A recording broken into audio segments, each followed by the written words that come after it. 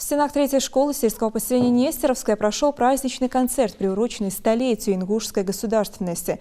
Дети подготовили танцевальную программу, читали стихи и пели песни о родном крае, а также рассказывали зрителям историю его становления. Напомню, что День образования ингушской государственности отмечается ежегодно 7 июля. Именно в этот день, в 1924 году, была образована Ингушская автономная область центром во Владикавказе. Просуществовала она 10 лет.